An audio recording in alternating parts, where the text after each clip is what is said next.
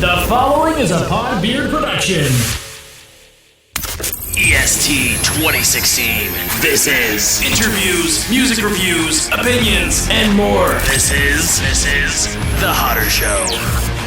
What is up, everybody? We are Rolling Audio here today on episode 257 of The Hodder Show. I have you guys doing absolutely fantastic. Thanks so very much for tuning in and clicking that play button on today's episode of the podcast. I have a kick-ass interview for you here today with Justin Coupland of The Corporate Life.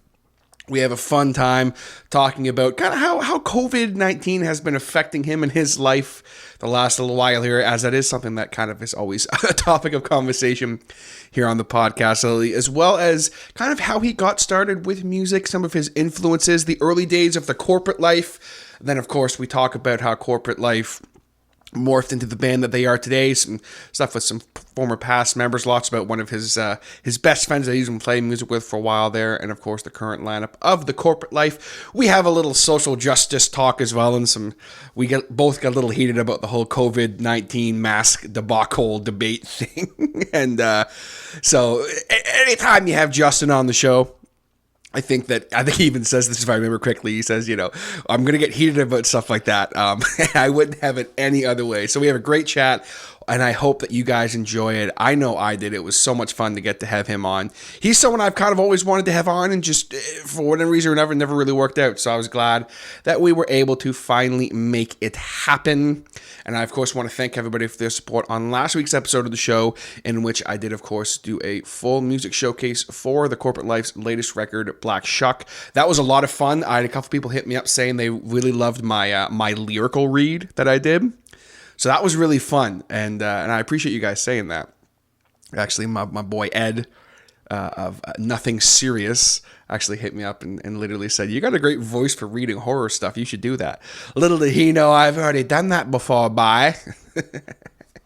But either way, it was a lot of fun last week, and this episode was a lot of fun. I hope that you guys enjoy it. Let's get into it.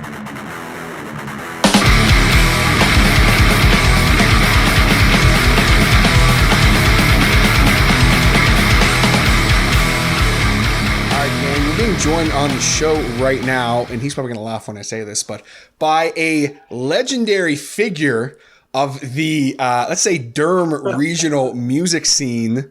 Ladies and gentlemen, we have Justin Coupland from The Corporate Life in the house. Justin, what's up, man? How are you? I'm doing okay, man. How are you doing? I'm doing fantastic. The legendary frontman of The Corporate Life. Oh, legendary. That's the first. Thanks a lot, buddy. I'll take it. Well, like you've been around, man. Like you're one of those guys that like when I was first introduced to you and The Corporate Life, it was, like we were talking before we started, it was back in like 2010, 2011, and you guys are still going strong today, if not stronger now, with just having released a badass EP just a couple months ago. So it's cool to see, because there's so many bands that just don't really keep going no matter what, right? So it's really cool to see. Yeah, I mean, like we've been at it for it's 10 years now, and 3 albums later, and seen a lot of awesome bands come and go, and I don't know, man, we just keep doing what we're doing and having a good time. So no end in sight as far as I know. Well, that's good to hear. That's what it's all about at the end of the day, is having a good time, and that's what that's what the music is all about, and the punk and the whatever else you want to say is all about, having a good time, things of that nature. But right now, with everything going on in the world, it's kind of been a regular topic on the show lately. Obviously, the world is not having the greatest time right now with for sure. Everything going on, mostly focusing on, of course, the COVID-19 pandemic. For you personally, how has it affected you? Have you been working? Have you been kind of hauling up in your basement, writing riffs? What's it been like for you the last few months? Well, I honestly, it's been kind of an interesting change. I've gone from working my office job to working that same job at home this whole time. So the aspect of my 9 to 5, as it were, has not changed at all. The only thing that's really changed is getting to spend more time with my girlfriend, which has been awesome, because she's been off the CERB for the last 3 months, although she's back to work now.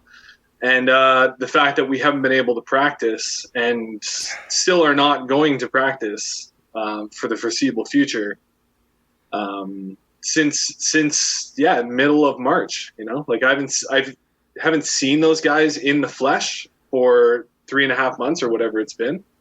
We get together online and we play some tabletop RPGs like Call of Cthulhu and whatnot because we're huge nerds about that That's stuff. badass. Yeah, man. Other than that, it's been pretty much just catching up on projects around the house and whatnot. I don't write most of the music. I write the lyrics.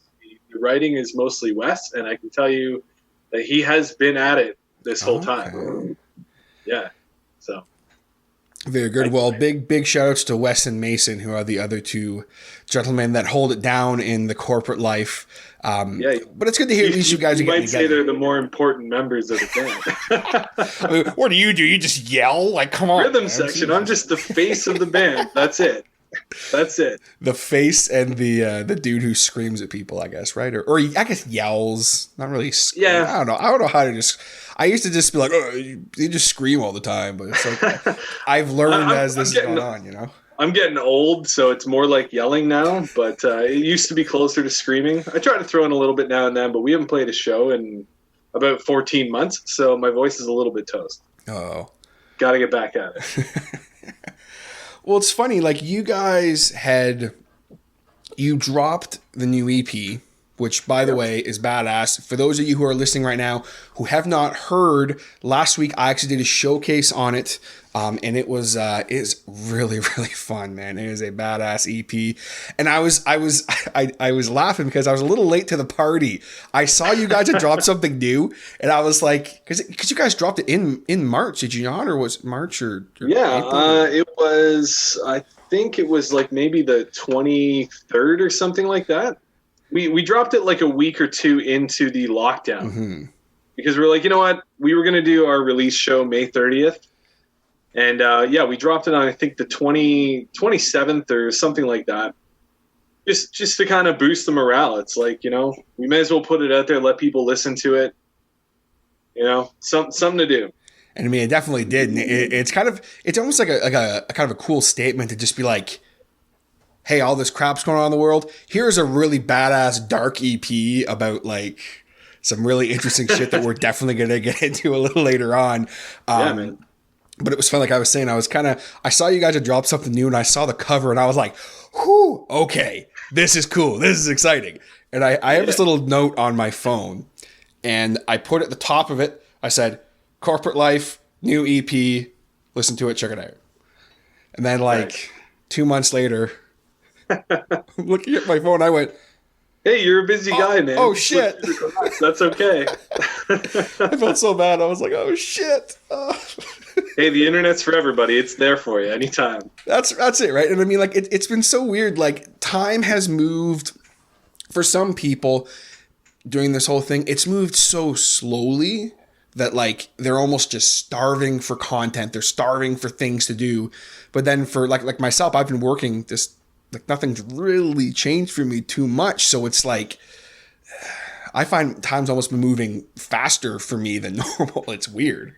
Yeah, I kind of agree with that, actually. I was thinking about it, it's like my girlfriend's birthday is the end of this month. Like it was a couple days ago. And then mine is next week. And it's just like, just feels like, ever since it got warm, just time is just flying. Yeah. We're trying to work in the yard and like trying to catch time in the pool and all this kind of stuff. And it's just like, yeah, man, where do the hours of the day go?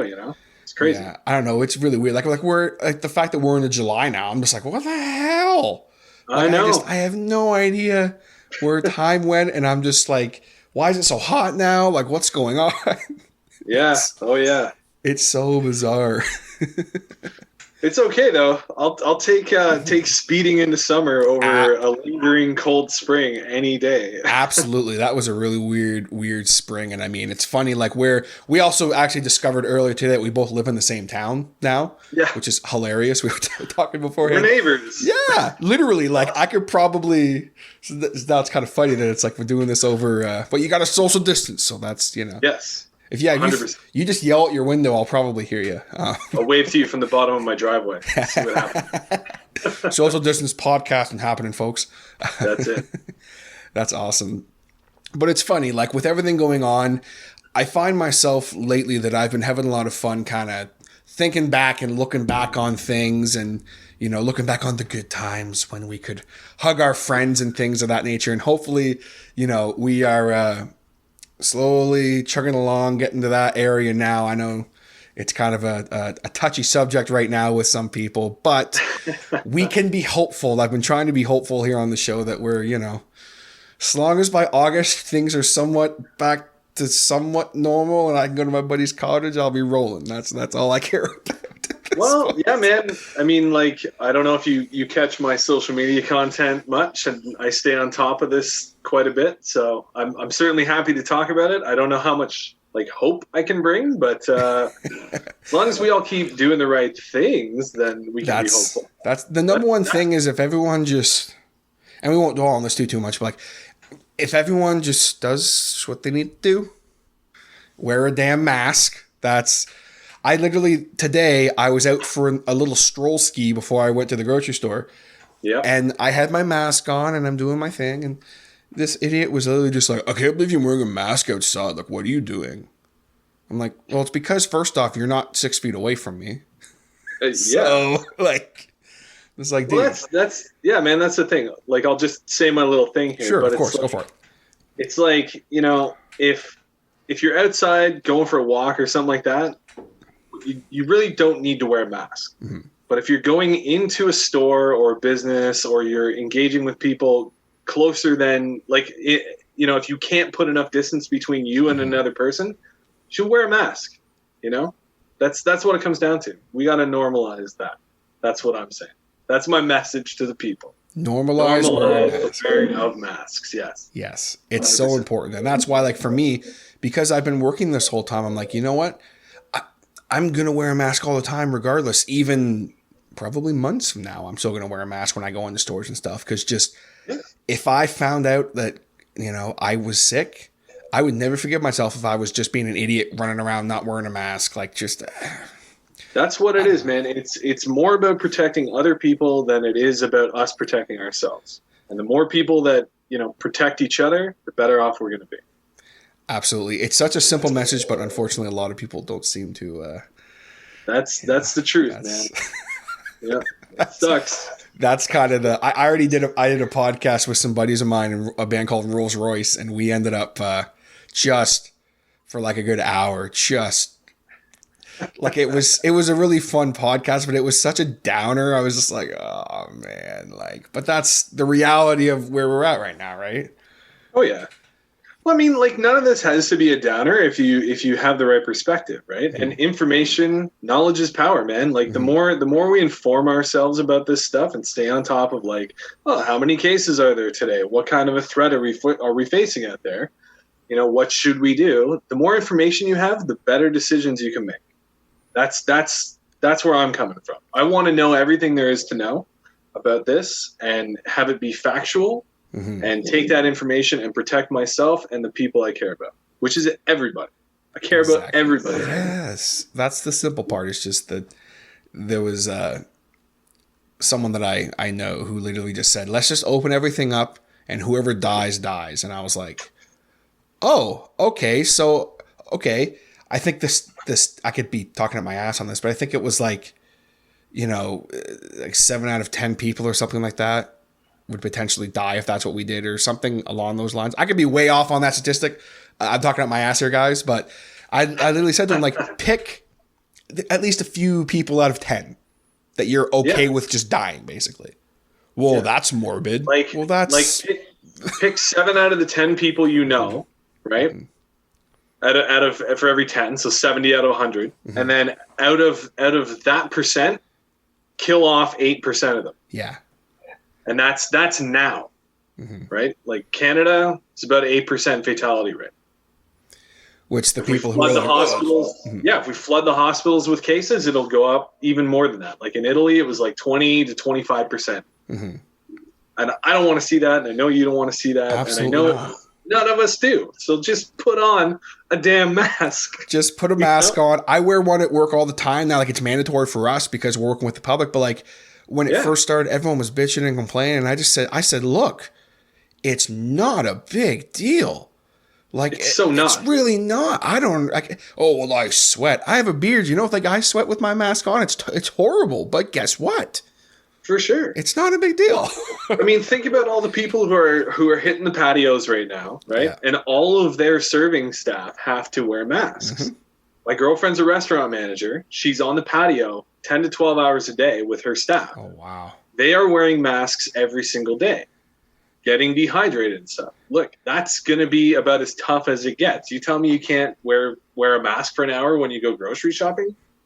Please. Selfish. Stupid. Don't bring that to me. Yeah, don't. Get your boy, you know? Yeah.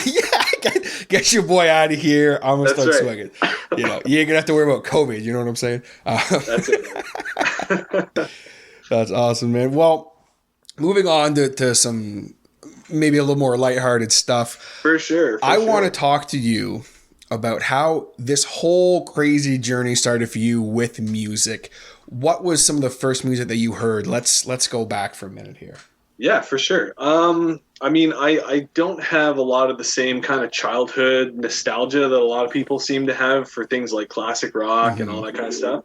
I've always been around music. My dad's a musician. My uncle's a musician. You know, my granddad played trumpet in big brass bands in the UK and whatnot. Oh, wow. And, you know, I've always had music around me. Even now, my dad and my uncle, they both play in bands, not so much right now, of course, like the rest of us, yeah. But you know, it's always been there. But the music that I kind of first started getting into, and when I started getting into it, was probably around grade 9 for me, which was, you know, 99 or so. Maybe a little bit before that, grade 7 and 8. And I first got into things like Korn and Limp Bizkit and like Rammstein and stuff like that, and then kind of gradually got introduced to more punk and sort of drifted towards that. So bands like Pennywise and Rancid and Bad Religion and NoFX, Anti-Flag, especially Anti-Flag early on, and that kind of got me into a more like social justice kind of a mindset, like dealing with global issues and that sort of thing that a lot of the other bands didn't address as explicitly. So that was kind of the band. Those 5 bands were the biggest influences on me getting into punk per se. I would say. And then that was kind of most of high school, I'd say. And then sort of towards college, I started getting into more of the, I guess what was the thing at the time was like screamo bands like Silverstein and Thrice and just lots of other bands like that. So many I can't even remember right now, to be honest with you. Funeral for a Friend, those are great bands. I got a lot of nostalgia with buddies like my buddy Darcy. I think you know Darcy. Yes, I haven't seen him in probably 10 years, but what's up, Darcy? Yeah, man. Like all the guys from back in high school and stuff, we used to listen to all those bands, especially Thrice, especially Silverstein and Funeral for a Friend. Those were the big 3 like post-hardcore kind of screamo bands that I got into. And that sort of transitioned me out of my love of punk, which still lingered in the back. It was just, I got more into this more complex technical music, right? I never really got into metal, anything like that, really. And we actually, I don't know if you ever heard of our first band. Well, my first band, I say ours because I mentioned Darcy before.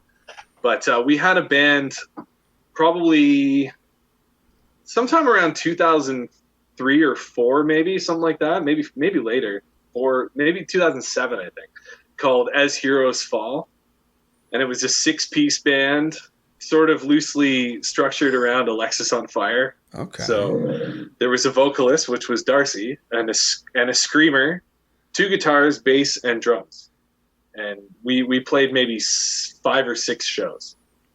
And then that petered out. But that was my first band experience. And that was a lot of fun. It was very stressful trying to get 6 guys together to practice on the Oh man, yeah, that was an interesting experience. Definitely a period of growth, we'll say. Getting 6 guys together, and Oh my God. what's funny, just to talk about Darcy for a quick second. When I met Darcy was when he was still working at the Newcastle on Travel Plaza Wendy's, and he was the We all did. yes, damn right. He was the grill guy, and he used to always sing. That's how I Oh yeah. that's how I knew him. He was the grill boy. He was the what did they used to call him? Like the choir grill boy or something. So I never knew. I think I remember him telling me that story once. Where I think he was like, yeah, I was singing a band a little bit, but like, nothing serious. Yeah, for sure. Yeah, well, yeah, it's funny that you mentioned the choir thing because he was totally in the choir in high school too. But we were in all the bands in high school, like the jazz band, the concert band, all that stuff. He and I both played trumpet, so we had some good bonding opportunity there too. Okay, well that's good. It's funny how that always turns out. Eh? Like you'll have some of your musician buddies. So like some people, they'll always stick with it, and they'll in some way, shape, or form, they'll always still play. And but then like I know like Darcy was playing with you guys for a while too. Oh yeah, if I remember correctly, and I remember that was kind of a cool thing when it started because it's like knowing your guys' history, it was like, oh, this is so cool to kind of finally see you guys playing together, but not knowing the history of you guys playing in that band before. Oh yeah, for sure. I mean, like Darcy and I go way back, like probably grade 7, because like we went to different public schools, but then we went to the same senior public and obviously the same high school, and that's when we met, and that our friendship took off from there, and we're obviously still friends now. But yeah, it was funny when the corporate life, Darcy was bassist number 3 for the corporate life. Yes, and I. That only really happened in sort of a joking way because, Wes and I was like, man, like, who are we going to get to play bass? And I was like, just thinking to myself, oh, who would hate to be in a band is Darcy. I should ask him and just like troll him with this. So I texted him. I was like, hey, man, feel free to say no to this, but any interest in like playing bass in the corporate life? And he's like, yeah, man, I might be into slapping some bass. That'd be kind of cool. And yeah, he came out, he jammed with us, and yeah, it worked out. History was made, so to speak. He stepped in and he loved it for a while, and then started to hate it. Started to hate it and moved on. Yeah. That's awesome. We can discuss the various chronologies at some point, I'm sure. Oh, definitely. Well, we're going to get into that. But before we do, I'm going to take a quick break here, guys. We, of course, been talking with Justin from the corporate life here. A little bit about COVID and how that's affected him and the way the world is right now. His start with music. When we come back, we're going to dive headfirst more into the corporate life and kind of the forming of the band in the early years. And then we're going to get into kind of some more current stuff when we come back with Justin from the corporate life. Hey you, yeah you, listening to The Hodder Show right now. Are you in a band? Maybe you're a business owner of some kind, a performer, maybe a pro wrestler, an event promoter, an athlete, or maybe you're just an everyday person who needs some photo editing done. You need a great graphic design guy, and have I ever got the hookup for you? My man and close personal friend, Mr. Jason Reese from J Bird Digital Arts. Whether you need logos, t-shirts, stickers, tickets, business cards, banners, menu, brochures, flyers, posters, Facebook banner videos, door hangers, photo editing and restoration, print ads, lyric video editing, signs, notepads, window clings, letterhead, bookmarks, programs, magnets, greeting cards, calendars, rack cards, invitations, envelopes, pens. Jason will work with you to develop a style that is unique to you and that tells everybody just how special your business, event, or you personally are, and you will stand out from the crowd. On top of the fact that he does offer free delivery between Coburg, Ontario and Kingston, Ontario, message him today right now for a free quote. That's right, a free quote. Tell him about your idea. You got something outside the box, he will make it happen. With great rates and service, you cannot go wrong. I've used Jason literally for everything over the past 3.5 years, and I cannot say enough good things about the man himself and his work. So contact him today on the web at jaybirddigitalarts.com or on social media under jaybirddigitalarts. That's JAYBIRD digitalarts.com. You can also email him at jaybird.digital.arts@gmail.com. And always keep in mind that his business is successful when your business looks good. All right, gang, we're back here with Justin from the corporate life. We're talking all about his start with music and how COVID has affected him. And of course, before the break, we started talking a little bit about how the corporate life formed in kind of the early years. So let's dive back into that, because I can remember the first time that I ever saw the corporate life play. And I was kind of teasing you with this before we started recording. I said, I'm going to tell this story. I want to hear that story. So I can't remember all of the exact details. I remember three things from that. Number one, corporate life were badass, just for the record. It was very good. Thanks. No, we suck. We suck. Well, you know, it was Maybe the not early now, years, you know. It was because I think it was around 2010. I think it was late 2010. Makes sense. I want to say it was either late 2010, 2011, somewhere in that ballpark. Because obviously you were in the band. Obviously, Wes was playing with you guys back then too, right? Or was Wes and I have been constant in the band. Okay, that's what I thought. He and I are the original members, yeah. And then I do not recall the name of the bassist at the time. It wasn't Darcy. It wasn't. No, bassist number one was Jordan Walsh. That's Jordan Walsh. I haven't heard that name in forever. Holy crap! So that was him. Neither have I. You guys. Oh boy. Sorry. I used to go to computer class with him. Wonderful. Oh boy.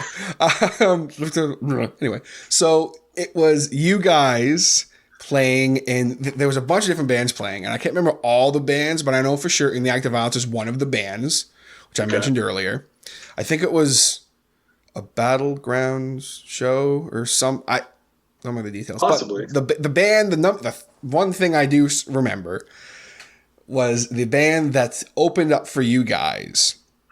And if such a thing can be said. It was this band's like, oh shit, I think it was like their fifth time playing a show with their quote unquote new vocalist. Oh my. That was the legendary, and I say that as a joke for my buddy, the legendary Devoked. Devoked! Do you remember my God, yes! I didn't know what band you were going to drop on me, but oh yes, those boys, man. Yeah, good my boy time. Pat used to play with them. It was back when he was still playing with them before they were a four-piece. Because it was him. I don't think Doggett was playing with them yet. I don't remember. Yeah, I don't think he was playing with them yet. And then the brothers, what the hell am I? Petticombs. Matt and Mike Puttycomb. Matt and Mike. And then, of course, the vocalist extraordinaire. Good old Mike Bell. Yes. Oh, hell yeah. Mr. Onstage teaser himself. Paul Lennick was probably bassist. Yes, that's right. Yes, Paulie Smooth. Paulie Smooth, that's right. Because I remember seeing them, and I said to my buddy, I'm like, man, he looks so interestingly out of place. And he's like, right? Isn't that cool, though? And I'm like, it's kind of cool, though, because like he's so good. And my God, yes. Like, what is he doing playing with? Dude, honestly, that band, those guys are like some amazing players. Yeah. Like, what a live show. We used to play with those guys like every other show kind of thing. And just, it's like, oh, we are not worthy, man. Like, every time. It's just like, what are we even doing playing shows when there's bands like this out here? Oh, my God. Man, I say to him, because like, I'm still like, Pat's like one of my best friends. Like, I still talk to him all the time. Like, I always say to him, like, dude, like, the fact that he's not still playing music regularly is a travesty to music. I'm just going to say that again here on the show, because he was, and still is to this day, one of the best musicians I've ever seen. You know? Yeah. And I mean, all those guys were super talented, don't get me wrong, but it was funny. But so that was the show, because I remember my buddy Pat said to me, oh man, like, because I think it was either at the Atria or it was at, oh my gosh, I don't think it's there. I don't think it's open anymore. I'm trying to think of where it was in Oshawa. That much I know. Was it the Roy? Was it a second floor? I think it was, yes. But it wasn't. Oh my god! Formerly the Mustache Club, not that. No, it wasn't there. So it must have been the Roy I'm thinking of. I think at that time there was the Atria, the Diesel Room, which is upstairs to the Atria. Yeah, It might have been the Diesel Room. I think it was the Diesel Room. I can never remember the name of that place. I've only been there like once, so I was like, yeah. He was begging me because he had a new song that they were going to play, and like I like was there when he wrote it and everything, and he's like, man, wait till you hear the song. You got to come check it out, man. I was like, okay. And yeah, I know, corporate, as much as Yes to Vote were great and everything, blah, blah, blah, blah, but they were hype masters, man. They were so good. Oh, It's funny, man. Like they were actually very good. But what was cool for me was you guys were actually my first introduction to that kind of hardcore punk style. Because I never really heard it before. Like I was familiar with, obviously, like punk, quote unquote, like I thought like heavy punk was like Green Day. You know, I had no idea there was this whole other, and I call it like hardcore punk because if someone's like, yeah, I like punk music, I like Anti-Flag and stuff. And I'm like, to me, I'm like, if you say punk, you could mean like, I don't know, like, it can differentiate. It's a totally broad spectrum. Mm-hmm. Yeah. Like I think when a lot of people think of punk, I mean, who the hell knows? I'm just going to say what I think they mean. But, you know, when they say punk, they think of bands like, you know, typically like Rancid or you know, like Bad Religion or Pennywise or any of those bands, right? That are like more melodic and sing along and like three chords and all that kind of stuff, right? And then when you think of hardcore, you're thinking more like Black Flag or like Minor Threat and that kind of thing. And yeah, I mean, like I think we obviously teeter more towards that end of the spectrum as opposed to the melodic, like three chord kind of. Which, yeah, I got nothing against any of that. It's not as much fun to play personally, but. You know, sometimes I can't play half of the stuff that Wes writes either, so maybe I should three-chord punk. Who knows? Sorry, got the COVID talk. Yeah, it's three chords and the truth, or is that country? It works for both. Works for both. Country or punk, it's the same thing. Either one works, brother. That's right. But it's funny because I'm standing there as, you know, I think I was a 17, 18-year-old TJ who had never heard anything like this before in my life. And I'm just like, oh, like there's like, cause like to me, you know, I mean, I was like a big like grunge guy in high school. So like Alice in Chains and metal and things of that nature. So like, I didn't know there was this other side of music. I knew like the metal side of things because like I knew Devoked. So I was like, oh, he's going to just like scream at me about death and things of that nature. But then to the other side where I'm like, oh, wait a minute. He's yelling at me about like stuff that matters more. And I'm like, oh, social okay. Issues. Yeah. Being social screamed issues. in my face. And then like, you know, you would like stop and talk about the song before you would, you know, go into it. And so like you kind of explain a little bit. I'm like, okay, cool. I get what's going on now, you know? Instead of like, oh, this song is about death and destruction and you know, whatever Mike would do, and then yeah, but he was such a front man. Yeah, for sure, yeah. I'm not talking. I got nothing but love for Mike, but for sure. Yeah, I kind of phased out of really explaining that kind of thing because I feel like it kind of saps the energy sometimes. But I mean, I used to do that because a lot of bands that I like used to do that. Like, I don't know if you've ever heard of Strike Anywhere. They're a melodic hardcore band from Virginia. Propagandy, I'm sure most people have heard of in Canada.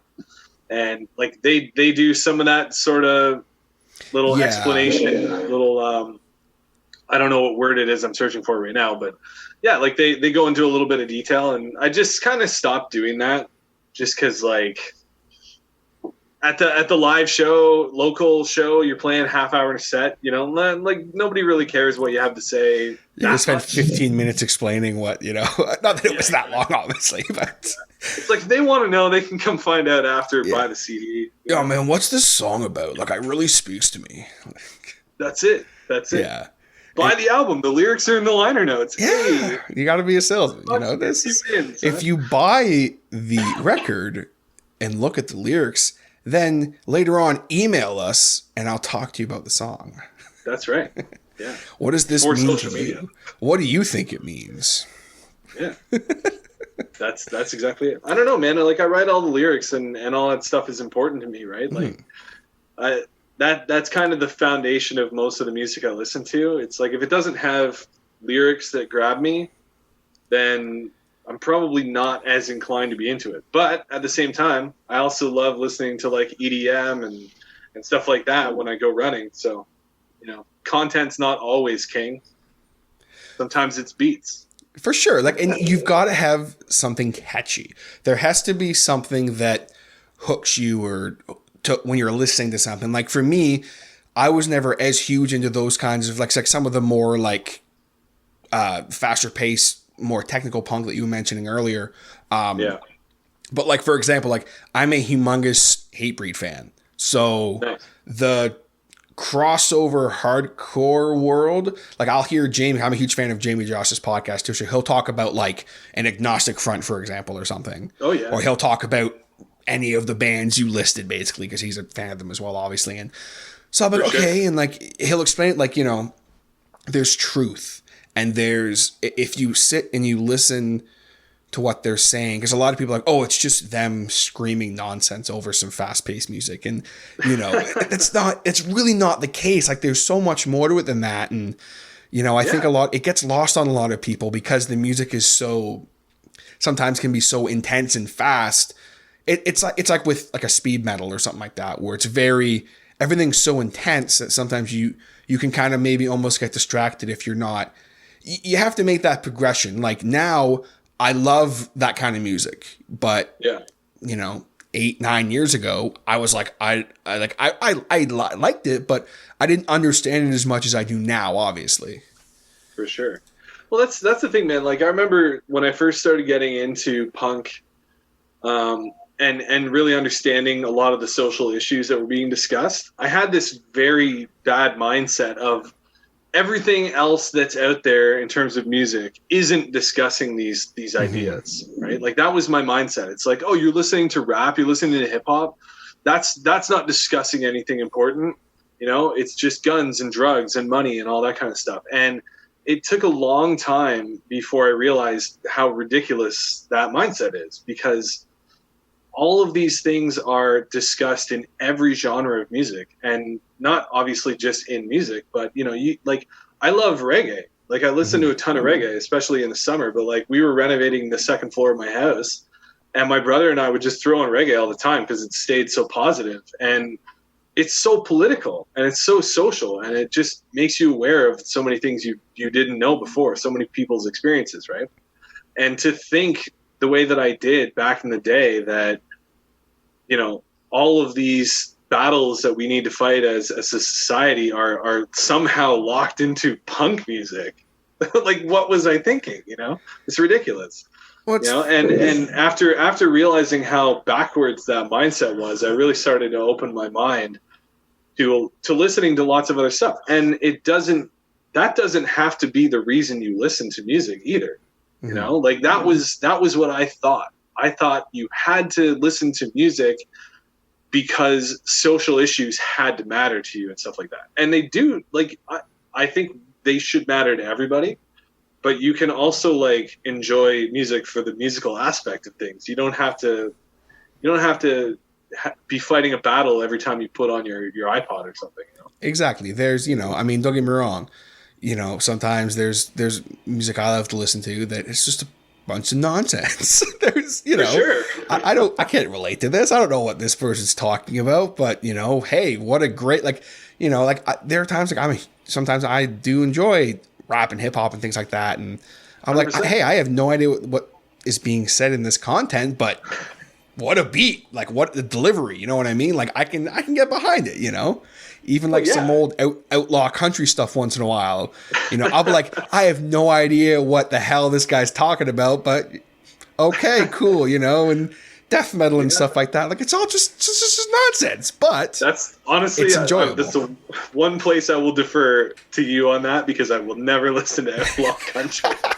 I just can't get into it, man. Especially the new country stuff. Well, the new country. Oh, I didn't say new country. Let me backtrack that. Wouldn't dare put those words in your mouth. Oh, yeah, man.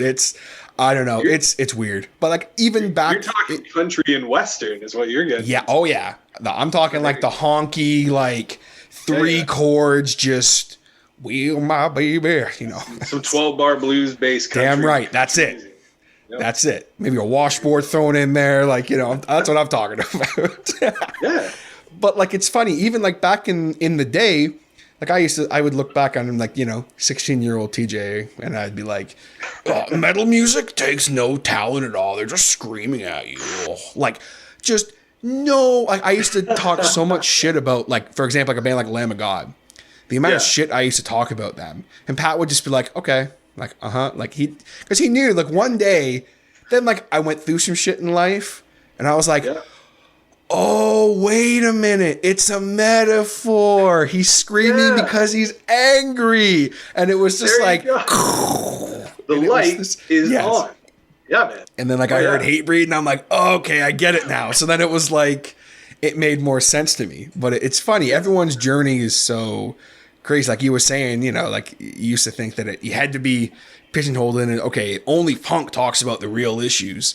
But then, you know, there's even, especially nowadays too, there's a lot of different artists that are taking a stand on tons of different things going on in the world right now, which is, in one regard, is awesome because it's no longer just being, you know, being fought on one front of music, so to speak. Yeah. Well, yeah, like it's important that all of these, that, you know, anybody who can addresses these issues, because they can only be fixed if we all work on it. You know, it's not one group of people, whatever it is, whether it's, you know, like racial situation or gender issues, or, you know, like marriage equality and things like that. Like those are everyone's issues. It's not just the people that are most affected, you know, and in most cases, it's not, I don't know, I'm talking out of my ass maybe, but it's not like their issue, because they're not the ones giving the hard time to other people. It's the people on the other side of the fence giving the hard time to them, right? Making their life difficult and miserable. We need to do what we can to live together as a species. And we don't have to agree on, you know, the flavor of ice cream that we like, but we got to agree that everybody has rights, and everybody has, you know, should have the freedom and the safety to live their lives, you know? It is such a painfully simple concept that unfortunately can be so... I don't know. It's so not hard. I just do not get how people don't get that, you know? And that's why you yell at people on stage, you know? That's why I'm yelling, man. You know? That's why you're always yelling. I've been mad about it since I knew, you know? And I'm still mad about it today. We got to keep it going until it's not a problem. Damn right. Justin Coupland pissed off since 2011. Oh, that's right. Well, earlier, but yeah. Yeah, maybe even 1999. Pissed off since 1999. Yeah, as soon as I became socially aware, man, it hasn't left my mind. I'm not perfect. I've never been perfect. I would never make that claim, but I'm not gonna pretend that I don't know about these issues and I'm not part of the problem. Mm-hmm. You know, I've been part of the problem. I'll probably continue to be until I can work it out. Yeah. Exactly. And sometimes admitting that, you know, I mean, like, even me, just for a second, like, you know, hey, I grew up in a small town, you know, in a fairly redneck area. So relatable, you know, up until, and I mean, I know you did too, like up until I was an adult, I didn't really realize that, like, oh, some things I do definitely are part of the issue. And okay. And now I can look at myself and go, okay, what can I do to be better? What can I do to help? And, you know, it's just being able to hold up the mirror sometimes. And I mean, I've had this conversation with people where they've said, you know, hey, I don't think I'm part of the problem. But then you just hold up that mirror a little bit. Just say, just take a really good look. And they go, oh shit, like you're right. And it's not like you don't do it in a malicious way, but if you just say, hey, look, here's this thing, and here's what the issue is. Yep. Can you at least admit and understand where I'm coming from? And it's, oh, okay, yeah, like that makes perfect sense. And then next thing you know, oh, hey, now that person understands too. And it's just keeping that ball rolling, man. That's the thing, man. Like, I engage with all kinds of people on social media all the time about all kinds of different issues. I don't know if you've witnessed any of those things over the years, maybe not. I have definitely a few times. but so very often the objective is not to convince the person you're talking to, right? Because most of the time that person, their mind is made up and it's not going to change. But there's a lot of people sitting on the sidelines who don't have a perspective and don't have information. Like, you're dropping new facts for them, right? And that could educate them and change the way that they see the world. And, like, it's important to put that stuff out there almost more than it is to try to convince the disagreeable party that you're engaging with, and that thinking about that helps me just kind of keep my cool in these situations. Cause it's like, I don't need to convince this person over here. They're going to die mad about it. Like, we have friends who are watching this situation unfold, and now's our chance to help them make good decisions. So. Definitely. You're not going to convince your neighbor who's standing on his lawn in his underwear screaming, just screaming. However, your neighbor across the way who's standing, maybe he's getting his paper and he's just staring and he's confused. Maybe you can convince this person that, hey, not even convince, just, hey, here's why he's screaming and here's why this person is wrong.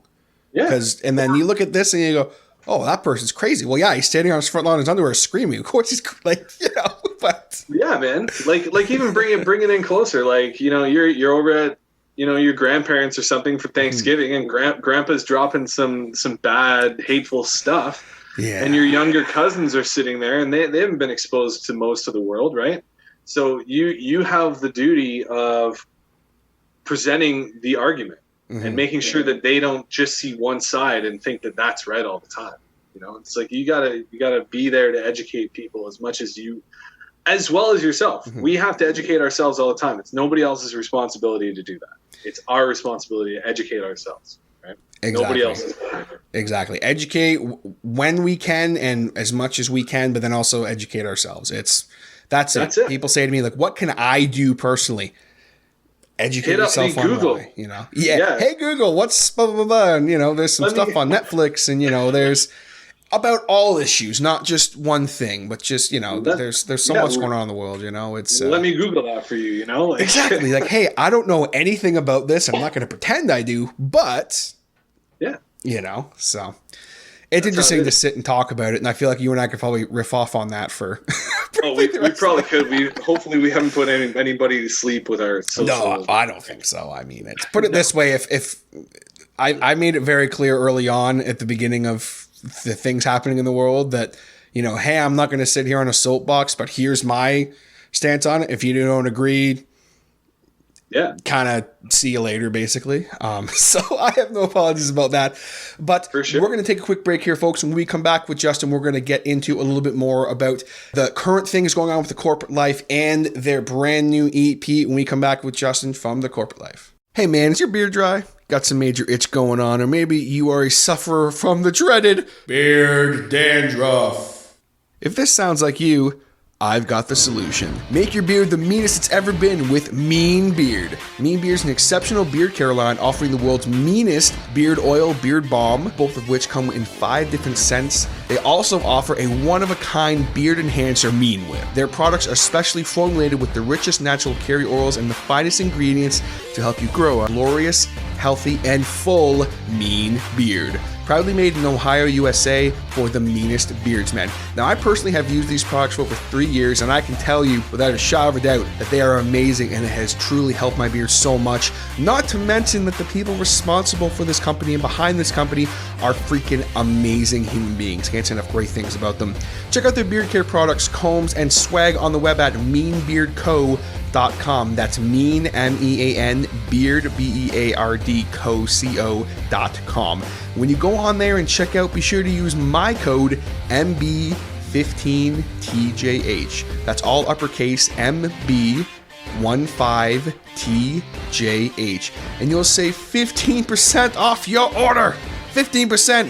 What are you waiting for?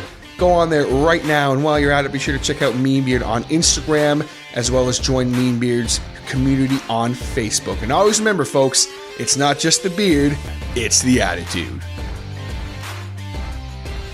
Hi guys, back here with Justin from The Corporate Life. We've been kind of riffing around talking about how COVID has affected him getting into music, some influences, the starting early years of the corporate life, some social justice stuff before the break there, kind of. And now I'd like to get into kind of a little bit more current stuff on what's going on with the corporate life and kind of the current formation of the band and how that came to be. So obviously right now, like I said earlier, right now, obviously it's you, it's Wes, and then you have Mason. Who That's right. is actually like my third cousin, I think it is. Is how that works, I think. Oh, really? I didn't know. Yeah, he's like, we discovered one day randomly that like he was like I think he's either a third cousin or like it's a distant. I mean, he's my cousin. Like I just, Sure. I see him, I'm like cousin, but I don't care because it's just like whatever. Small world. It was and it was funny because he has family up in, oh my god, that way. Yeah. way up that way, past Toronto. And he's probably told me too, and I forget too. Oh my goodness, I don't remember. But basically, long ass story short, my aunt lives with his uncle as like a living caregiver type deal. So Okay, yeah. he was going to stay with his uncle while she was coming down to see my family. So just one day we were randomly talking about how like, yeah, my aunt's coming to visit. And he's like, oh yeah, where's she from? And he's like, wait, what? You're an Elton? I'm like, yeah. He's like, what? And then he informs me, and I'm like, oh shit. Family. So I just gave him, I think I just like literally gave him a big hug. I'm like, cousin. That's amazing. Nice. So, anyway, you know what? I'm pretty sure he's told me that story because that sounds familiar. Yeah, it was the most random thing in the world because I didn't know him like at all. And a couple of his friends used to come into the store all the time, and they're like, yo, you should like mess with him. I'm like, well, how would I do that? Like, this is like, nah, it'll be funny. Apparently his reaction to stuff is really funny. I don't. Anyway, Mason's a hilarious guy. Yeah, no, I haven't talked Mason. I hope you're listening to this right now. I haven't talked to you in forever. What's up, buddy? Hope you're doing well and all that fun stuff. But I talked to him today. He is doing well. Awesome. Good to hear. He brings it with the bass riffage, so that's he does. That's cool. But so kind of around the top right before Mason joined the band, you guys, if I'm remembering my timeline correctly, you had done Wood Shark, correct? I think before he joined the band, or did you have anything before that, or because I think I remember you guys had like a demo or something, correct, back in the day? So Wood Shark was our first album. We didn't have like any EPs or demos or anything like that prior to. We did Wood Shark, and that was 9 songs, and I think that came out sometime around, I don't know, 2013 or something maybe. I could be totally wrong about that. All I know is it was the transition between our first 2 bassists and Darcy. Happened right around then. And then Kai Mercury came out around, I think it was probably 2015 or 16 maybe. 2016 seems right. Yeah, I think it was 16. Yeah, Darcy had been involved in that, in the recording aspect. And then Mason kind of took over from that. And I think we re-recorded some of the bass parts and things like that. Not, just to make sure the tone was consistent and that kind of thing. Not because Darcy did a bad job or something like that. But, I mean... No, Darcy's an all-star. I'm sorry. Oh my god, just that. Well, I mean... yeah, Mason's been with us the longest now. He's been in for 4 years, I think. It'll be 4 years in. Yeah, it was 4 years this March, I think. Well, there you go. The most tenured bass player for the corporate life. That's right. He's got seniority now. He can apply for benefits. Yay! Because of course that's something that you get corporate life. Of course. Of course. We're very corporate. So. On that 401k. On that note too, I've always been curious. It could be a really silly question. I don't know, but where exactly did the name The Corporate Life come from? So, back in 2010, when Wes and I got this band together. We didn't know any bass players. Wes was a guitar player. He just decided he was going to play drums for this band and teach himself basically how to play drums. So, he ended up taking lessons and all that kind of thing, but he was not a drummer to begin with. I got connected with him through my sister because they were friends.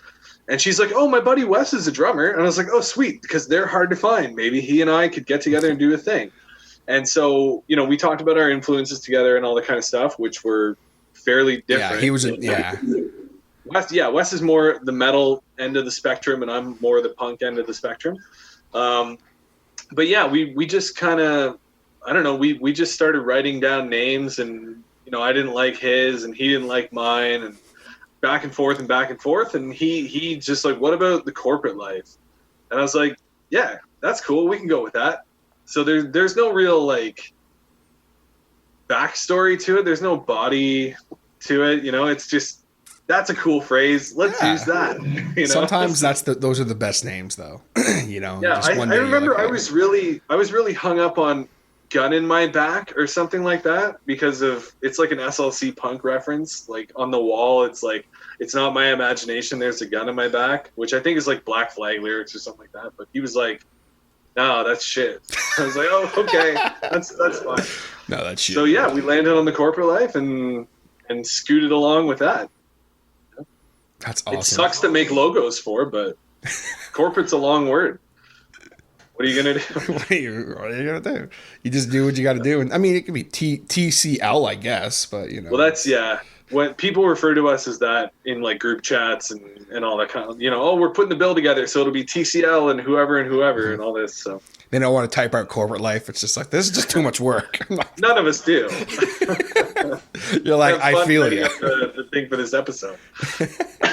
Well, actually, it's funny you mentioned that because I'm now just realizing that I'm gonna have to probably do TCL. It's gonna be a really long title on the old Spotify or Apple Podcast chart. But anyway, that's man. So I'm sorry we don't have a more cool story for the name, but that's the truth, and I'm about the truth. So that's right, man. Well, and sometimes sometimes people I've had people like make up stuff before. They tell me off air. Obviously, I'm not going to say who it is, but then it's like, we had a really stupid story, so I just made something up. And I'm like, why would you do that? I'd rather you tell me the real story.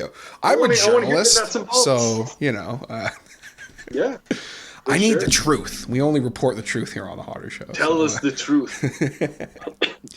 That's awesome. But so, how did you guys get hooked up with Mason? How did that happen? Because Mason was playing in, he was kind of playing in a couple different bands around the time before he joined up with you guys. But I remember just him saying to me one time, like, "Hey, I think you guys posted a status welcoming him," and I was like, "What?" Like it was such a cool thing for me because I'm like, "Yo, like I've seen these dudes play since like 2011. Now you're playing with them. Like, this is dope." Yeah, man. It was interesting because so Mason is bass player number 4, and we had played with his other band, and I'm only aware of one. Maybe there have been others. Whales and Bishops. Whales and Bishops for sure. The almighty Wab. Yep, that's right. That's how I knew him. We played some shows with Wab now and then. Death by Carl. Oh yeah. Death by Carl. I think there was the Food Group too. Yeah, I don't know. That was a pull. The Food Group. That was a pull. I don't even know. That was a while. That wasn't very long time. I think, but yeah. Well, all those guys are hilarious and come up with interesting stuff. Yeah. But, I don't know. Like so Darcy was playing at the time, and we played a show on a Tuesday night in like February or something at the Bovine on like I said, on a Tuesday. And Darcy has a day job in Markham, driving from Newcastle to Markham. I have a day job. Wes has a day job, but he starts much later than we do. And so it's like, get home, 2, 3 in the morning after this show. And that's a hard life if you're not doing it for music, right? Like if you're not a musician for a living. And so, after a few of those, Darcy messaged me up being like, "Hey man, listen, like this is hard for me to do, but I don't think I can, I gotta quit. I can't do this anymore, but I will totally stay on until you guys, find somebody to replace me. I'll play out the shows that we have, that are booked still. I'll do all that kind of stuff." And it was kind of heartbreaking because like Darcy's one of my best friends, of course, and it was great having him in the band. And I felt like there was good chemistry. There was lots of jokes and all that kind of stuff. So I told Wes, and we were just like, shit, man, like who do we get? Because we're officially out of bassists that we knew. It's just like everybody else is in a band. The bag is empty. Okay. Yeah. So we're just like thinking, okay, well, like who can we ask? I don't know who's local, because we didn't want to have somebody coming from Toronto to play or like Peterborough or wherever, because we were in Orno at the time. I was Newcastle, Wes was Orno. That's where our jam space was, his mom's place. So I was just like, well, Mason's in Bowmanville. Why don't we see if he wants to come on? Obviously, Whales and Bishops can be his priority and all that kind of stuff. Totally understand, but maybe he'd want to jam and see how it goes. So I shot him a message and he's like, yeah, dude, like I'm totally down. I'm a huge fan of your band. Like I'd love to do that. And I was like, cool, man. I mean, I don't know how. You know what to say to that. Like, thanks. I appreciate it. And he came out and he played, and it kind of melded together. Like he's a talented dude. He knows what he's doing, and yeah, he's a really good fit. Like he was nothing against any of the other guys who have ever played with us, but he's easily the best fit. Like he likes a lot of the same music. He's an easygoing guy, gets along well, the three of us together. And we're friends outside of the band as well. Like I said, we playing tabletop RPGs and stuff. Tabletop RPGs. Yeah, that's cool. His party, yeah. So that's, it's family, and it feels right. So, that's what happened. We kind of poached him from Whales and Bishops, but it sounded like Whales and Bishops was. Yeah, I think they were kind of nearing the end of their run there. So. Yeah. And I remember apologizing to a bunch of those dudes, being like, hey, listen, like I was in no way trying to sabotage your band, and I feel like I did, but I want you to know we were not trying to do that. And they're like, yeah, it's cool, man. And we were all friends with those guys after the fact as well. So. And like, you're such a legend, that like they'd just be like, oh my God, Justin's from the Coupland was talking to us. It's okay. Oh my God. I can't take this legend talk. I mean, yeah, I'll take it. It sounds awesome. It's okay. I'm saying it, so it's fine. I've just been around playing in this band for 10 years, man, and just the fact that we didn't break up is why I'm a legend to you, I suppose. Yeah, but I mean, really, what? I could list a lot of legendary people in the local scene, but I don't consider myself one of them for sure. I love you for it. It's okay. I'll say it, so it's fine. That's and it's on my show. My word is law. There you obviously. Go. And so you heard it here, folks. Heard it here first, folks. Whoops. Yeah, Justin's a legend because I said so. We'll roll with it. But obviously, once you kind of got Mason into the mix and you guys started, getting more comfortable with each other and jamming more, I'm assuming, after some time, obviously we were saying earlier, you guys had dropped a brand new, I keep calling it an EP, I guess technically it's an album, I guess, because I always say like it's 7 songs or more is an album, I think is the so let's just say it's an album anyway. Fair play. So when abouts was the time that you guys started kind of writing, getting ready for this new record with Black Shock? So the thing that seems to happen is that we, first of all, know that I am a slacker in this band. I'm the worst person to be in a band with because I don't practice and I take forever to write lyrics. So Wes is always writing music. He's always coming up with new songs, right? Like I can look in the Dropbox, the band Dropbox right now, and I guarantee you there's music in there I haven't seen yet, right? So, and that's just in the last couple of months. So basically it's like we'll get halfway through learning the current material and he will be halfway through writing the next album pretty much. Wow. So it's like with Woodshark, we had a bunch of other songs that didn't get on to Woodshark, which is the first album, that and we don't play those other songs. They're kind of lost to time and we joke about them now and then because they're crap. They're absolute crap. But then, towards the end of that, we started working on the Kai Mercury stuff. And then halfway through that, started working on the stuff for Black Shook.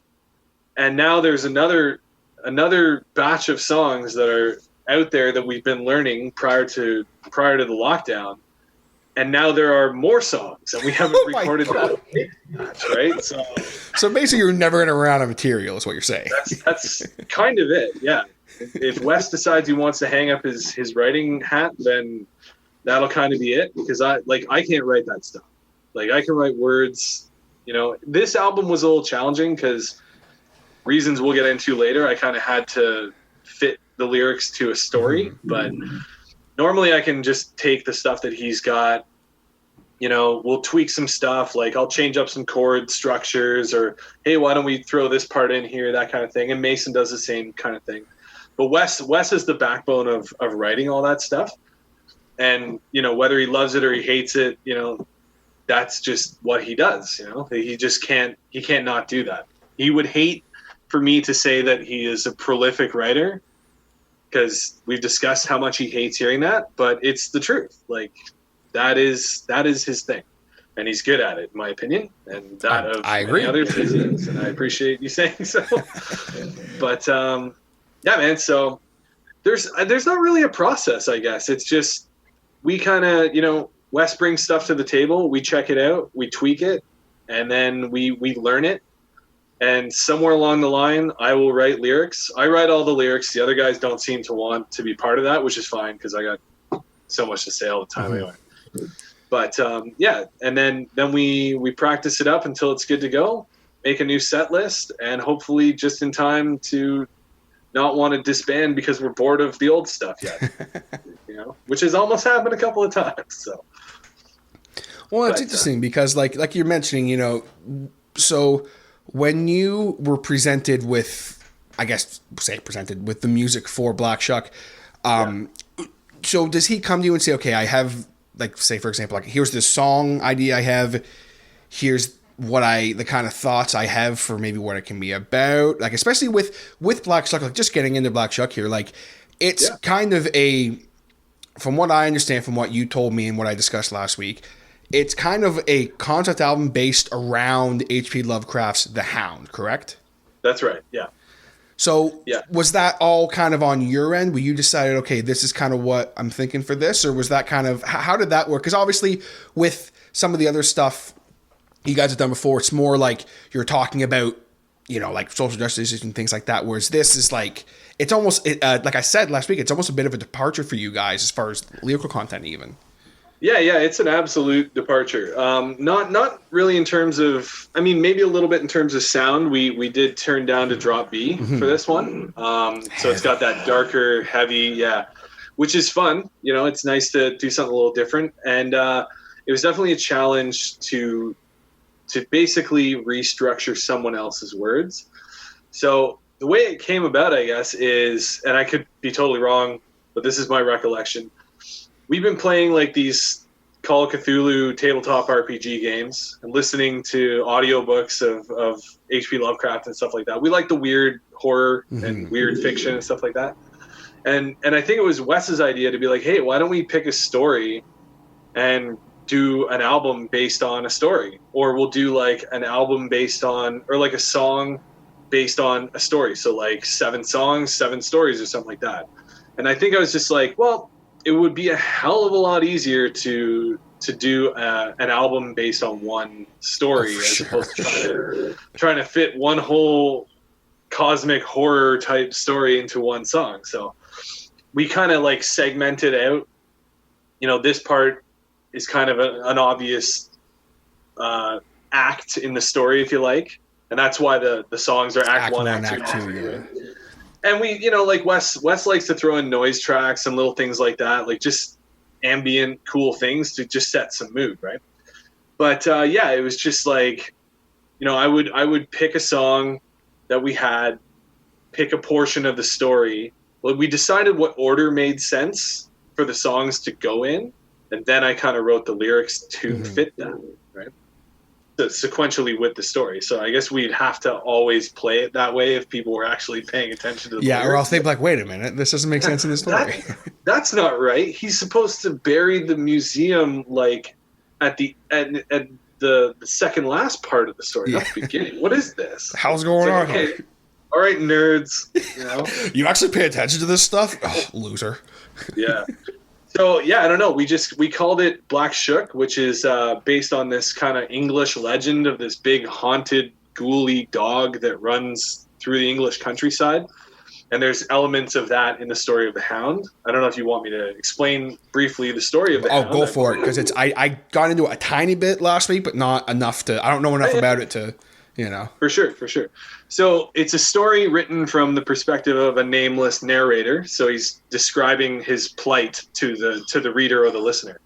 And basically what happened is he's this dude in the 1920s or so. Him and his friend St. John, are basically grave robbers. And so they've become more and more diabolical in the things that they do, right? It used to just be like, oh, let's go grab these, jewels and stuff like that. Now they're full on digging up corpses. So the story kind of takes place with them going and digging up this amulet from around the neck of this guy from 500 years ago who was basically a monster, like a ghoul, right? And so as soon as they took the amulet and went back to England, there was a hound, the sound of a hound of some kind of monster type thing following them. And it mangled St. John, and it, was pestering around their manor house and driving our narrator absolutely insane. Because all he hears is scratchings in the night. And he hears the baying of the hound out on the moors, and he lives in the countryside by himself. And so they had this museum under their house where they kept all their loot that they stole from the graves and all that kind of thing. And they were always terrified of it being discovered. So he's like, you know what? The only way to solve this is for me to take this amulet back, put it back where I found it, and hopefully this thing will leave me alone.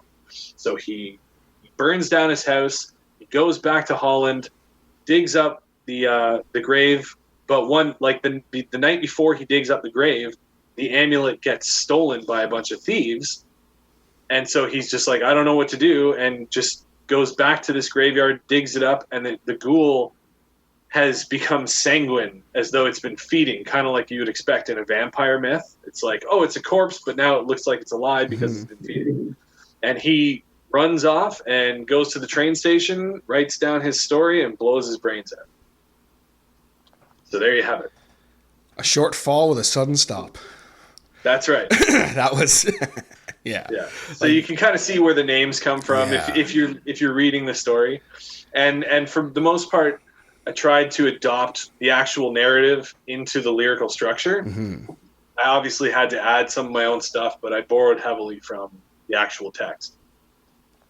You did. I mean, there was, one part of the one song in particular that like really, because it was kind of like the part of the story where, the hound or the black shuck actually, I guess, would kill. What was his name? St. John. St. John. Okay. It's pronounced St. John, but it's spelt St. John. Yeah. That's what was messing me up. You kept saying, I'm like, what are you talking about? What is this? Yeah. Who is this guy you keep referring to? St. John is mangled. Yeah. Yeah, that's it. Yeah. And that was in, where's this song I'm trying to think of here? Oh, Confession and Damnation, which is the longest song on the record. And like, it was my favorite because it's so intense, but then also I was listening. I'm like, okay, like this is a really intense part of the story because it's shit starts going down, and I actually went and, I did a little, for those of you who heard it, I did an actual little lyrical read of that song just because it's not there's not like a ton happening lyrically. Like it's very to the point, but it's so intense as to what's going on. It really paints a picture of what is happening, Yeah, that's definitely my favorite song on the album too. Like both to play and to listen to. Like that's the one I pick. And it's just atmospheric, right? It's even great to listen to without the lyrics. Well, and that's what was cool. Like, like I had mentioned, obviously, as much as when I first heard it, I could tell just by looking at the track list, and I'm like, okay, there's something's going on here. Like there's some kind of a concept or something like that, because this isn't just a bunch of titles thrown in there, which obviously has its place. I'm someone who I do love and appreciate a good concept album, So when I hit you up, because I literally typed into Google, like, okay, what is Black Shucks? I knew nothing about this at all. Obviously, I'm familiar with H.P. Lovecraft. I'm familiar with Cthulhu, or Cthulhu, excuse me. And what the hell's Cthulhu? Cthulhu. I like the Metallica song called Cthulhu. But so like the second I saw H.P. Lovecraft, well, actually no, when I first looked it up, I couldn't find the story. I kept I figured there was a book or something. That's why I hit you up and I was like, what is this? And you gave me the brief synopsis of it. And I'm like, okay, like we got to dive into this a little bit because it's very intense. Yeah, like we didn't want to hit the nail on the head too hard and just call the album The Hound. So Wes in his creative genius was like, oh, well, I've heard of this legend and that kind of thing because he's really into horror and that sort of thing as well. And he's like, let's call it Black Shook because it's kind of the same concept of this ghoulish dog in the countryside. I was like, yeah, dude, that sounds awesome. Because we struggle with names for things, right? Like it took us a while to name all of our song titles. If you read the list to me, I would only know what they are because they're in order. Yeah. But we call them completely different things. Right? Like, and I'm not going to share those because they're somewhat ridiculous. And of course. Yeah, everyone has that though. It's, you know. But like, you know, on our set list, we'll never write the actual name of the song because we wouldn't know what it is. You know? It's like, we just wouldn't. You know? Someone comes up to you, yeah, I really dug the part you did on this song. It's like, thanks. Yeah. Cool. What was that? The third song we played, or that's why you have Act 3, Act 4. You know that was smart, so that you always know. That's right. That's it, man. That's hilarious. Well, and it's cool because, like, you know, like we mentioned, and there is, I even think, like, sound-wise, and I said this a lot, too, on the little showcase, like, there's definitely a departure, I think, musically a little bit for you guys, too. And maybe it's just because it's tuned down a little bit as well, you know, because I think you guys usually play in half step, right? Or yeah. So, like, I could tell listening to, just because I'm a guitar nerd, I could tell that, okay, things have tuned down a little bit. And it's still good old fashioned, you know, corporate life, but there's a little more of I kept saying like almost like doomy, like there's like elements of like there's I think it was I got to look here because there was the one song and I don't remember the names of them either, so I'm terrible. Act 2. Okay. Which is the first actual song. Yes. No, that's the second actual song. It's the third one in the whole thing. Oh yeah, right. Yeah, okay, thank you. I don't know what you guys call it, but it's the very, like, if you slowed that riff down, it'd be like Crowbar. Like straight up. Like very doomy. Like I heard that and I was like, holy shit, okay.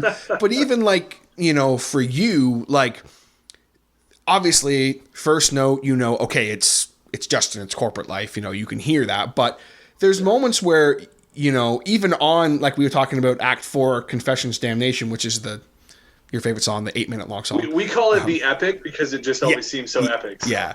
But yeah. There are moments on that song even that like your voice, you almost go into like a different registry a couple times where like you kind of do like a very,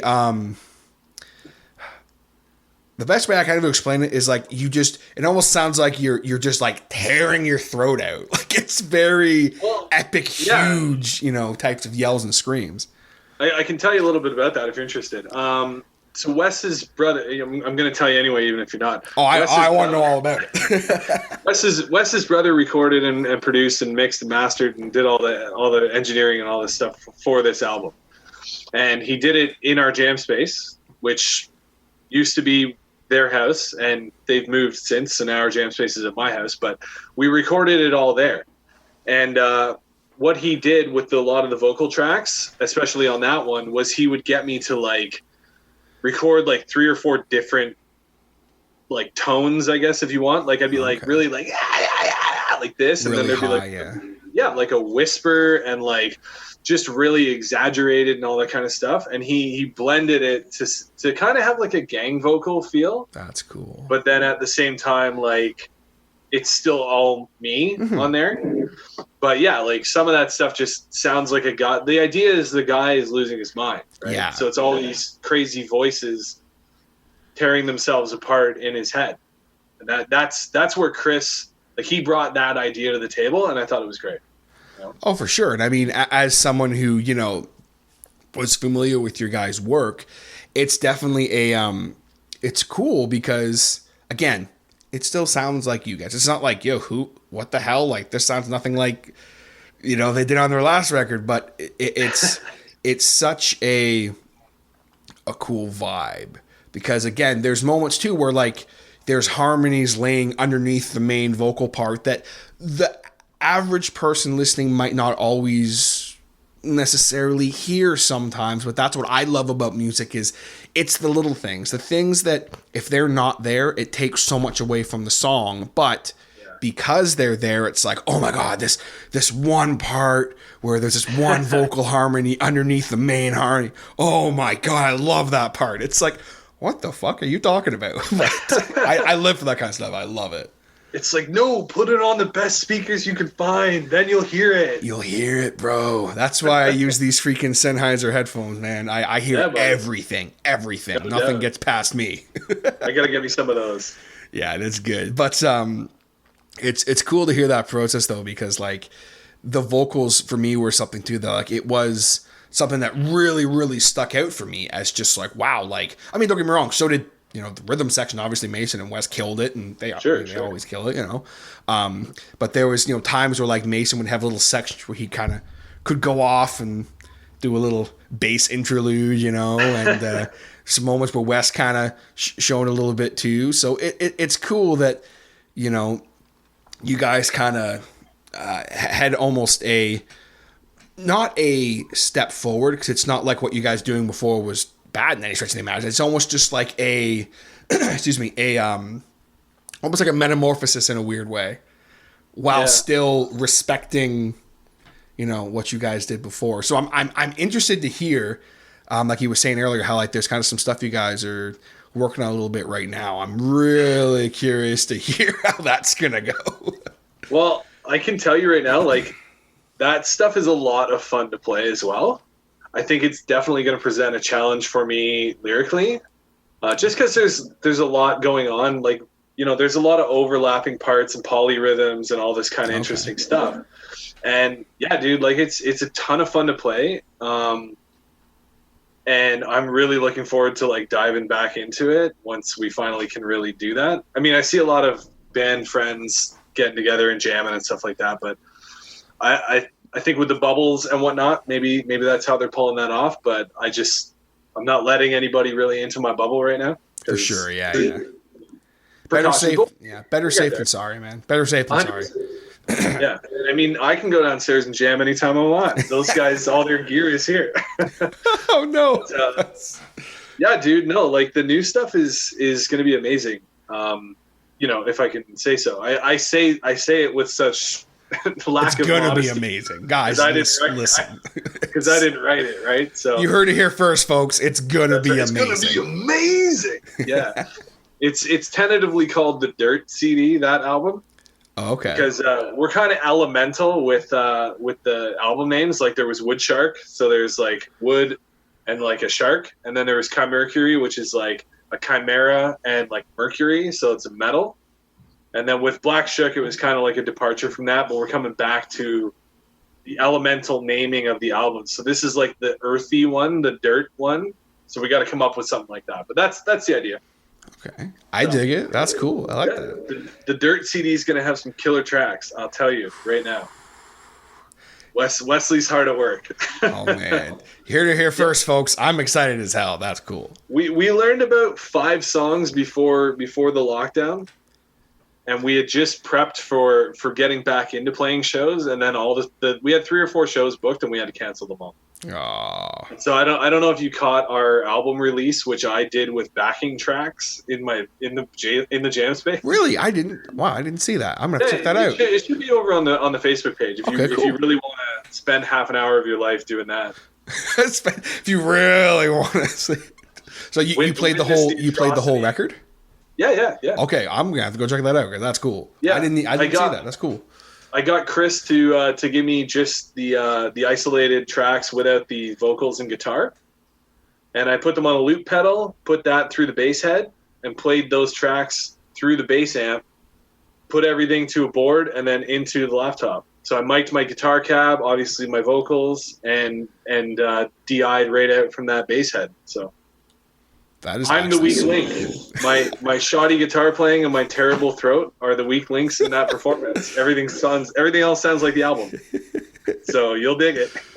That's cool. I'm gonna go check that out because that's really cool. But man, talking about all this cool stuff, and I really appreciate you taking the time talking to me tonight. It's been so much fun getting to chat with you and kind of catch up, and we covered a whole ton of ground. But speaking of performances and things like that, it's always a staple here on the show before we kind of pack it in for me to ask this question for people.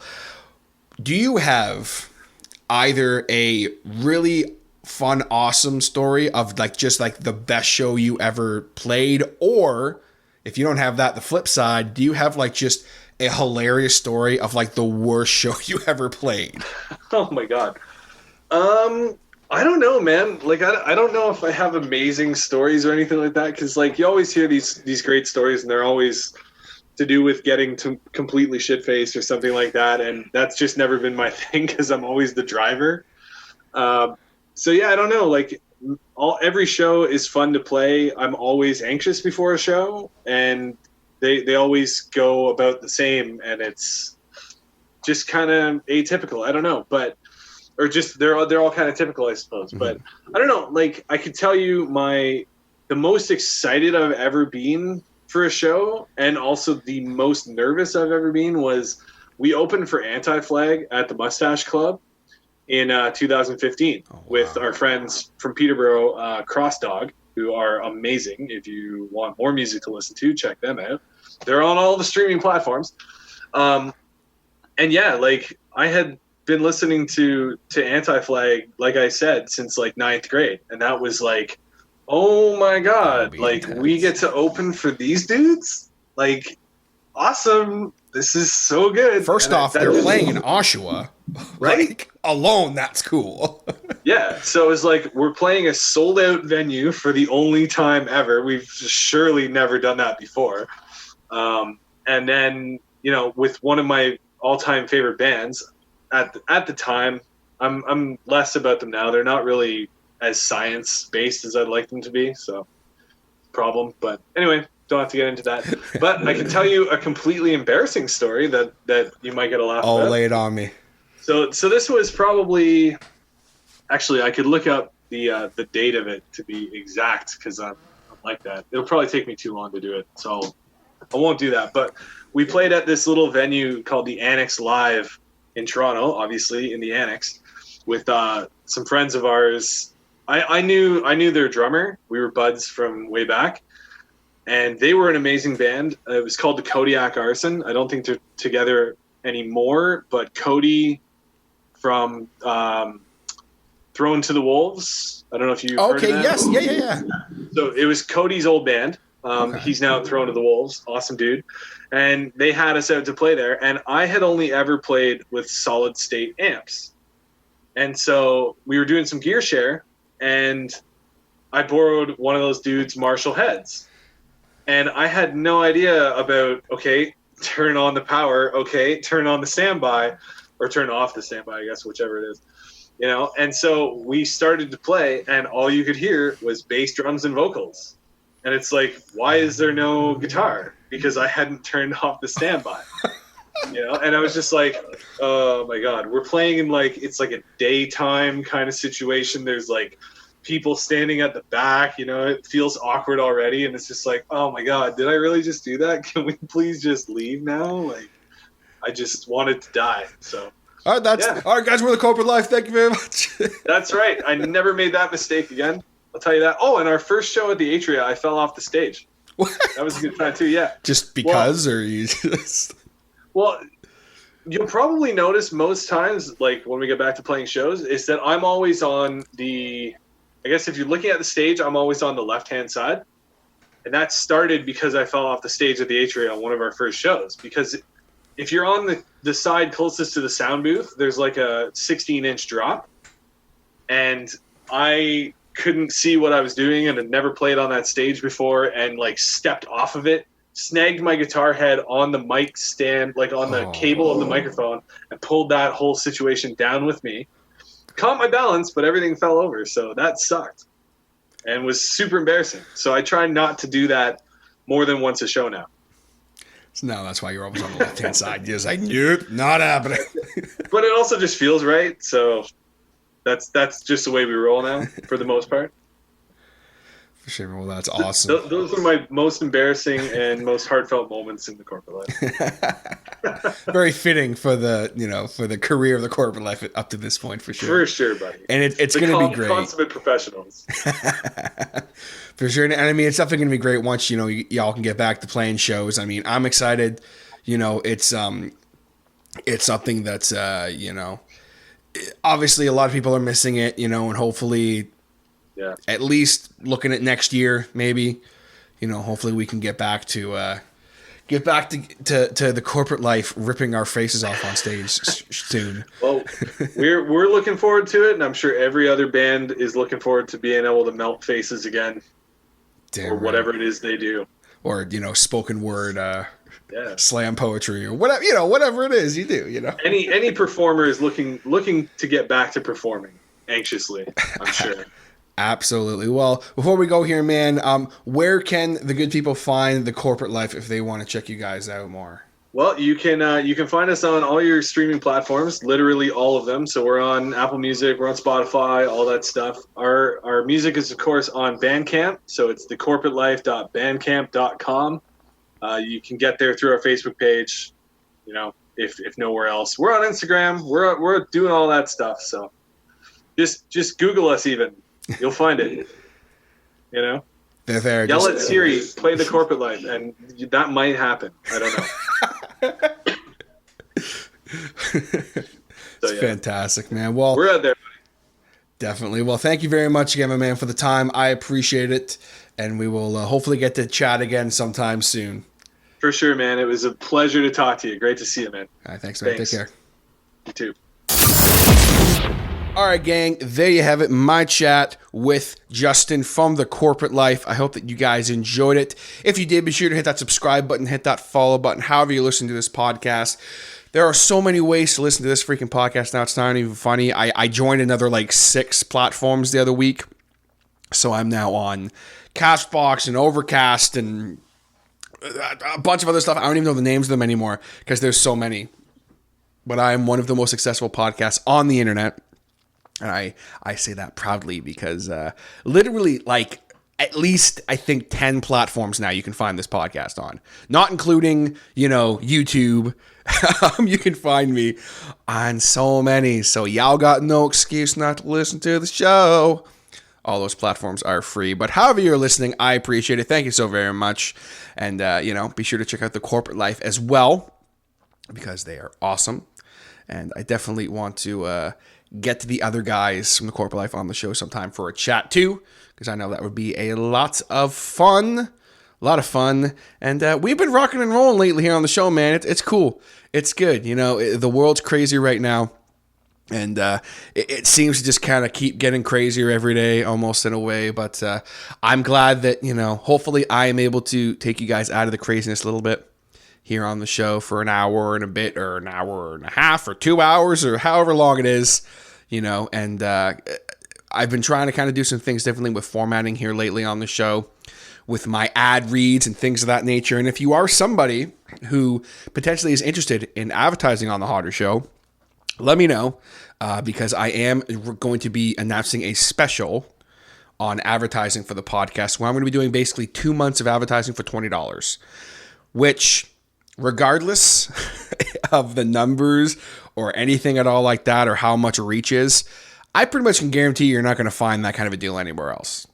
You're going to get over 300 episodes of experience, 4 years under my belt of ad read experience and podcasting experience and things of that nature on your side with this advertising. And I can for sure let you know that I have a very dedicated listener base, just like you listening right now, that if the product works or the service works and makes sense or something like that, I think that I really think I can help. I really do. And if I didn't, I wouldn't even say anything.